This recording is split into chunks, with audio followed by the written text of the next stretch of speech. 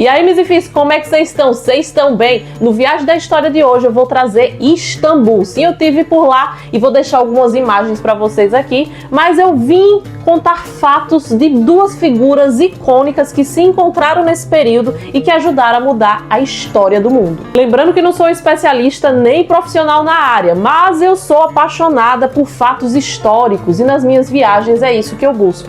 E eu quero trazer aqui para vocês de uma forma mais leve e que também aguce a curiosidade de vocês e assim, quem sabe, a gente fazer uma grande comunidade de loucos por viagens e por histórias. Então, meus filhos, se aproxime, vá passar um cafezinho e se embora para a história. Hoje nós vamos mergulhar em uma saga de sangue, traições e conquistas envolvendo duas figuras icônicas da história: Maomé II, o Conquistador, e Vlad III, o Empalador. Uma jornada intensa através de guerras, estratégias e lendas que moldaram o destino de impérios. Maomé II, ou Mehmed, como é falado lá na língua turca, ele foi o quarto filho do sultão do Império Otomano, Murad II. Dizem que quando o Império Otomano invadia o país de origem da mãe de Maomé II, eles a trazem ainda criança escravizada para viver no Império Otomano. Alguns anos depois, ela acaba se tornando parte do harém, ela se converte ao islamismo, não acredito que tenha sido de boa vontade, mas ela fez de tudo para sobreviver. E logo depois ela passa de concubina para esposa. E Marília Mendonça dizia que amante não tem lá, querida, porque você não deu uma visitada no Império Otomano. Quando criança, Maomé foi enviado para Amasya, que era uma cidade dos príncipes, onde os príncipes obtinham formação, estudos sobre filosofia, história, política, como destruir nações. Crescido na doutrina do Islã, Maomé II sabia da existência da profecia do profeta Maomé, que dizia que o Império Bizantino é o maior inimigo e obstáculo do islamismo e que o Império Bizantino seria um dia destruído por um exército de muçulmanos. Tendo o entendimento disso, Maomé transformou a conquista de Constantinopla como uma obsessão. Ele não sossegaria enquanto não tomasse aquela cidade. Durante esse período estava rolando a expansão do território otomano e nessa época eles invadem a região dos Balcãs e lá ele conhece uma outra esposa. Eu acho que ele gostava das eslavas, sinto isso. Conheceu Mara Abramovich. Dizem que era uma mulher extremamente inteligente, se tornou diplomata e uma das principais conselheiras de Maomé II. Em 1439, os dois filhos de Murad II foram chamados para a capital, Maomé e Aladdin Ali. Aladdin Ali era 7 anos mais velho do que Maomé II. E dizem que ele era o tesouro do papai, era o favorito. E com isso ele seria o sucessor. A sorte de Maomé estava ao seu lado. Um Serasa, porque herdar um reino de sangue, é bem complicado. Mas enfim, o irmão dele acabou sofrendo um acidente e veio a falecer. Como? Um conflito com espadas? Um conflito entre nações? Não, numa queda de cavalo. Essa é a morte mais fuleira da história. E com a morte do seu filho favorito, Murad II, pai de Maomé, acaba entrando numa profunda tristeza. E juntamente com a derrota que ele havia sofrido pelos húngaros que se rebelaram ao comando de João Corvino, ele acaba decidindo abdicar do trono em favor do seu filho Maomé. Maomé ascendeu ao trono aos 12 anos e isso fez com que os inimigos do Império Otomano vissem ali uma oportunidade de destruir com a soberania otomana. Então o Papa Eugênio IV convoca uma cruzada e se une aos rebelados húngaros contra o Império Otomano. E na corte otomana estava um alvoroço, porque os vizires estavam tentando confabular quem ficava com o poder de controlar o jovem sultão. Aí ele vendo esses conflitos e o despreparo de Maomé, afinal era uma criança de 12 anos, Murad II retoma o sultanato e envia Maomé para governar uma cidade e assim ele aprender mais para que no final ele pudesse suceder.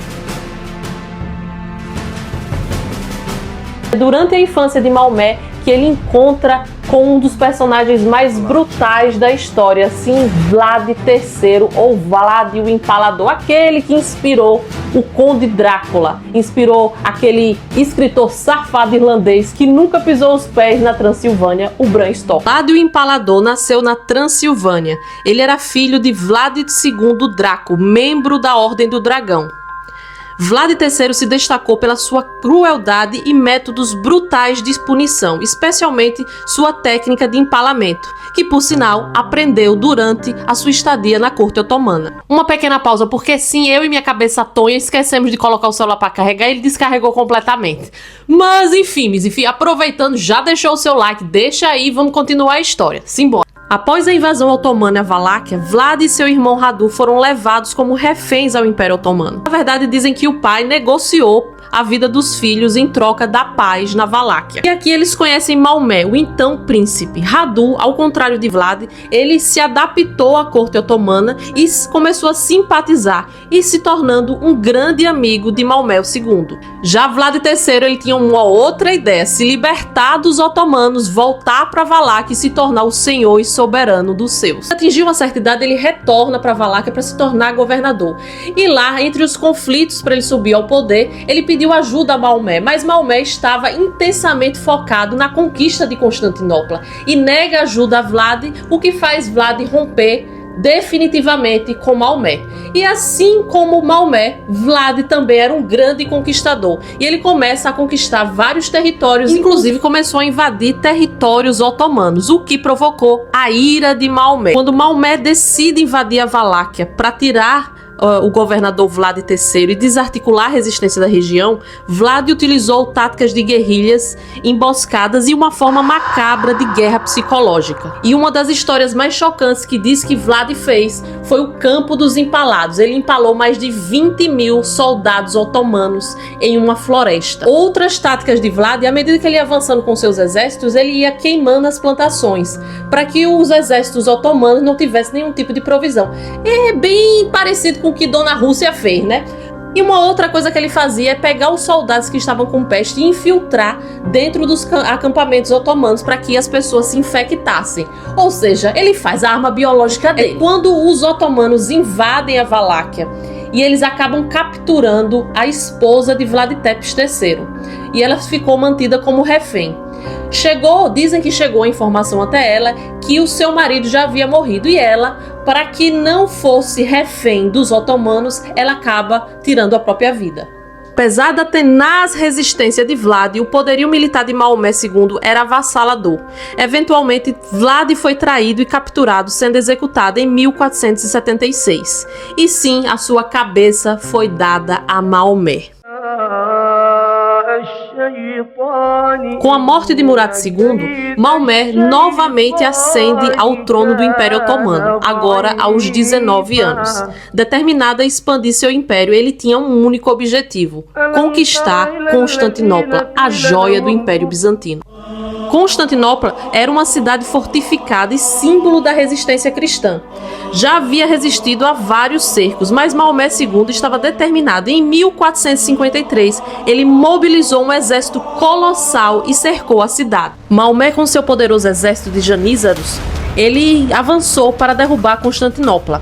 O exército otomano também incluía o maior canhão do mundo, o Grande Urso, uma criação do engenheiro húngaro Orbán.